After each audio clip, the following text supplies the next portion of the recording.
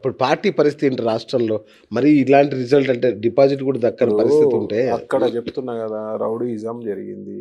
ఎంత మీ మీ మనసుకు కూడా తెలుసు కదా, రిగ్గింగ్ ఎంత జరిగింది, దొంగోట్లు ఎన్ని ఉన్నాయి అని. ప్లస్ అన్నిటి మించి ఆడ ముస్లిం ఓట్ల సంఖ్య ఎక్కువ ఉంది, ఎంఐఎం ప్రభావం ఉంది. ఓకే.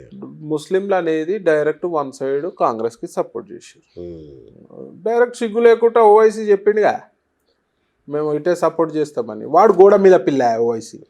ఇన్ని రోజులు బీఆర్ఎస్ సంకల్ నాకిరు, బీఆర్ఎస్ సంకల్ నాకిరు, 10 ఏళ్ళు నాకిరు. మొన్న సిగ్గు లేకుండా స్టేట్మెంట్ ఓవైసీ ఏమిస్తున్నాడు, జూబ్లీహిల్స్ బీఆర్ఎస్ హయాంలో డెవలప్ కాలేదు, అభివృద్ధి జరగలేదు. అభివృద్ధి జరగకపోతే 10 ఏళ్ళు ఎందుకు సంక నాకినావు నువ్వు వాళ్ళ పవర్లు ఉన్నప్పుడు? 2 ఏళ్ళకో 3 ఏళ్ళకో 4 ఏళ్ళకో 5 ఏళ్ళకో మరి కేటీఆర్ గల్లా పట్టుకొని అడగొచ్చు కదా, అరే జూబ్లీహిల్స్ని ఎందుకు విస్మరిస్తున్నావు, జూబ్లీహిల్స్ అభివృద్ధి చేయరా బాబు అని చెప్పొచ్చు కదా. నీకు అంత ప్రేమ ఉంటే జూబ్లీహిల్స్లో ఉన్న మైనారిటీ సోదరులపై 10 ఏళ్ళు వాళ్ళ సంకలనం నాకిండు. దునియా భూములు కబ్జా చేసారు, దేవాలయాలకు సంబంధించిన భూములు కబ్జా చేసారు. ఇవాళ వాళ్ళు గవర్నమెంట్ను దిగిపోగానే సిగ్గు లేకుండా గోడ మీద పిల్లి లెక్క మళ్ళీ వచ్చి కాంగ్రెస్ వైపు నిలబడ్డవే. సిగ్గు శరం ఉందా నీకు? సరే, ఇట్లా ఉంటే రాష్ట్రంలో అట్లీస్ట్ అధికారంలోకి రావాలనే ఆశ ఉంది బీజేపీలో. ఇది ఎట్లా, దీనికి ఏమన్నా వ్యూహం ఉందా? డెఫినెట్గా వ్యూహం ఉంటుంది. రాను రాను చాలా రకాల చేంజెస్ రాబోతున్నాయి రాజకీయాలలో. బీజేపీ వ్యూహం కూడా డిఫరెంట్గా ఉంటుంది. డెఫినెట్గా మా రామచంద్రరావు గారి అధ్యక్షతన డెఫినెట్గా you will be seeing some miracles. Okay. So ఈ మొత్తం మిరాకిల్లో చీకోటి ప్రవీణ్ అన్న ఎక్కడ ఉంటాడు? చీకోటి ప్రవీణ్ అన్న ఏ నియోజకవర్గంలో ఉంటాడు? ఎక్కడ? ప్రజల గుండెల్లో అది ఎట్లా గుండెల్లో ఏ నియోజకవర్గం లేకుండా మీది ప్రజల నియోజకవర్గం, మీద అన్ని చోట్ల ఉంటారు. ఇప్పుడు ఏ నియోజకవర్గం పైన నన్ను గుర్తుపడతారు. 100% కొత్తగా పరిచయం చేసుకునే అవసరం లేదు. మీ అధ్యక్షుడు గుర్తుపడతారా పట్టరా? సో అదేం ప్రాబ్లం లేదు, ఎక్కడ ఉన్నా కూడా ఒకటే. ఓకే. అన్నీ వదిలేసి మేము ప్యూర్గా పబ్లిక్కి సేవ చేయాలి, ముఖ్యంగా హిందూ సోదరులకు సేవ చేయాలి అని ఒక దృఢ సంకల్పంతో వచ్చినాం కాబట్టి డెఫినెట్గా we will see some miracles. I will do some miracles. Right. అంటే మీ రాజకీయ లక్ష్యం ఏంటి? అంటే మిమ్మల్ని ఎట్లా నెక్స్ట్ వచ్చే చూడండి, అంత మంచి పొజిషన్లో ఉంటాము. నాకు రాజకీయ లక్ష్యం కంటే ముఖ్యంగా హిందూయిజం లక్ష్యం. ఇలా రాజకీయం ముఖ్యమా? నాకు ఎవరన్నా వచ్చి నీకు రాజ్యసభ ఇస్తాము, ఎంపీ టికెట్ ఇస్తాము, నాకు హిందూయిజం వదిలేయమంటే వద్దురా బాబు, నాకు హిందూయిజమే ముఖ్యం. నాకు పాలిటిక్స్ కంటే కూడా హిందూయిజమే ముఖ్యం. వచ్చి బీజేపీ ఎక్కువనా హిందుత్వం ఎక్కువనా అంటే హిందుత్వం ఎక్కువ అని చెప్తా పని. రైట్. ఒకప్పుడు క్యాసినో కింగ్ అనే బిరుదు ఉండేది మీకు, ఇప్పుడు హిందూ టైగర్ అనే బిరుదుకు మారిపోయేది. ఈ ట్రాన్స్ఫార్మేషన్ ఎలా ఉంది? ఇప్పుడు బిజినెస్ అది. ఓకే. అదొక బిజినెస్. ఇవాళ ఎంతోమంది ఎమ్మెల్యేలకి వైన్ షాపులు ఉన్నాయి, బార్లు ఉన్నాయి. మరి వాళ్ళు తప్పు చేసినట్టు కాదు కదా. ఎక్కడ లీగల్ ఉందో అక్కడ బిజినెస్ చేస్తే తప్పు కాదు, ఎక్కడ లీగల్ లేదో అక్కడ చేస్తే తప్పు. కానీ సో గవర్నమెంట్స్ పర్మిషన్స్ ఇచ్చినాయి, అప్పుడు నడిపించినాము. అప్పుడు కూడా నేను హిందుత్వం మా వంట పట్టుండే, కాకపోతే నేను చెప్పే వాయిస్ అప్పుడు 100ల సంఖ్యలో ఉంటుంది, వింటుండే నార్మల్ మనిషిగా. ఇప్పుడు నా వాయిస్ కొన్ని లక్షల కోట్ల సంఖ్య వింటున్నారు, ఇన్స్పైర్ అవుతారు. కాబట్టి ఇప్పుడు మనం చేయాల్సింది ఇన్స్పిరేషన్ అబౌట్ హిందూయిజం. దీనికి సంస్థ ఉందా? ఐ హ్యావ్ మై ఓన్ సంస్థ, ధర్మరక్ష అని ఒక సంఘటన ఉంది. ఓకే. సో ఈ బీఆర్ఎస్ గవర్నమెంట్లో కానీ కాంగ్రెస్ గవర్నమెంట్లో కానీ హిందువులపై అక్రమ కేసులు పెడతారు, నాపై కూడా పెట్టారు. సో ఈ అక్రమ కేసులు పెట్టి బెదిరించే ప్రయత్నం చేస్తారు ఈ గవర్నమెంట్. హిందూయిజంకి అయితే ఎవరైతే పాటుపడతారో సో వాళ్ళని డీమోటిలైజ్ చేయడానికి వీళ్ళు కేసులు పెట్టి మళ్ళీ ఒకసారి గోసేవకు రావద్దు, ఈ గుళ్ళ ఇష్యూలు రావద్దు అని చెప్పి అడ్డమైన కేసులు పెడతారు. ఆ కేసులు అందరూ తట్టుకునే పరిస్థితి ఉండదు ఫినాన్షియల్గా. కరెక్ట్. సో ఎవరైతే ఫినాన్షియల్గా ఇబ్బందులలో ఉన్నారో బెయిల్స్ కానీ దానికి కానీ ఉన్న వాళ్ళకి నేను నా సంస్థ ప్రౌడ్గా బెయిల్స్ ఇప్పిస్తాను. సూపర్. అండ్ ఎవరు కూడా డీమోటివేట్ కావాల్సిన పని లేదు.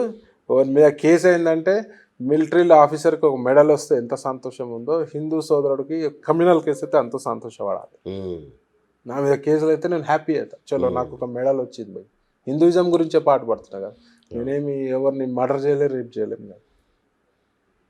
సో దానికి సంతోషపడాలి, ఇంకా విజృంభించాలి. హిందుత్వం కాపాడుకోనికి ప్రాణాలు ఇయ్యనీకైనా రెడీ ఉండాలి, ప్రాణాలు తీయనీకైనా రెడీ ఉండాలి. రైట్. 2 ఏళ్ల క్రితం ఎలక్షన్ టైంలో మీరు చాలా యాక్టివ్గా ఉండేవాళ్ళు. ఎవరన్నా హిందుత్వం వ్యతిరేకంగా కనబడితే మీరు అక్కడ నిలబడేవాళ్ళు.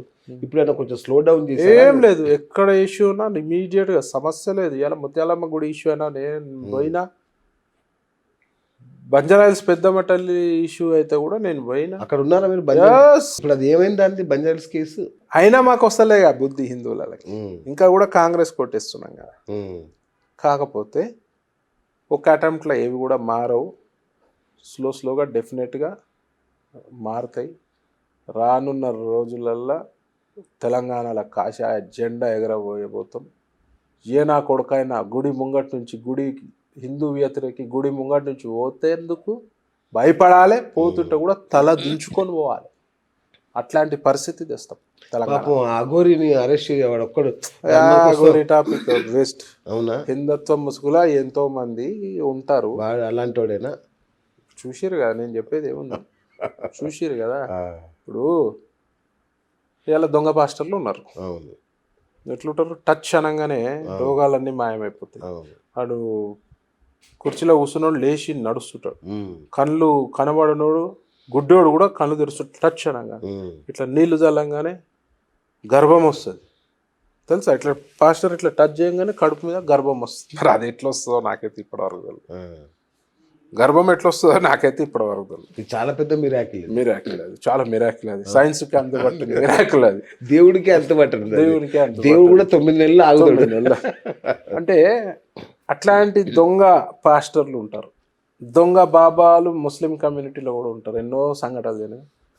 అట్లనే దొంగనా కొడుకులు మా దాంట్లో కూడా ఉంటారు. ఓకే. కాకపోతే హిందుత్వంలో దొంగనా కొడుకులు ఉంటే తోలు తీస్తాం.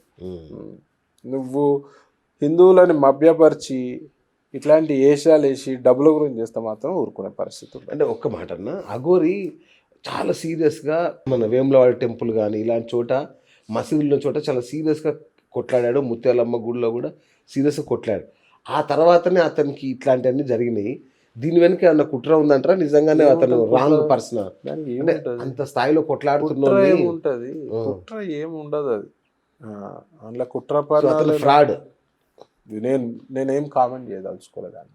ఫ్రాడ్ అఘోరి అయితే నాకు తెలిసి అయితే పెళ్లి చేసుకోరు.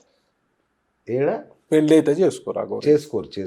దాన్ని బట్టి మీరే నిర్ణయం తీసుకో. నేనేం చెప్పాలి దాని గురించి. రైట్. సో ఫైనల్గా ఎస్ఎస్ రాజమౌళికి ఏం సందేశం ఇస్తున్నారు? SS Rajamouli, still I'm calling you గారు. ఓకే. మీరు ఎట్లయితే తప్పు మాట్లాడినా దాన్ని ఇమీడియట్గా మీ words you have to take it back. You have to apologize Hindu society. మీరు హిందూ సోదరులకి మీరు క్షమాపణ చెప్పాల్సిన అవసరం ఉంది. క్షమాపణ చెప్పినంత మాత్రాన మీరు డిగ్రేడ్ అయ్యేది ఏం లేదు. ఆ హిందువులు ఎంత గొప్పలు అంటే ఎవరు ఎంత తప్పు చేసినా క్షమిస్తారు. సో దాన్ని మీరు చెప్తున్నా ఇప్పటికైనా అర్థం చేసుకుంటే బాగుంటుంది. రైట్.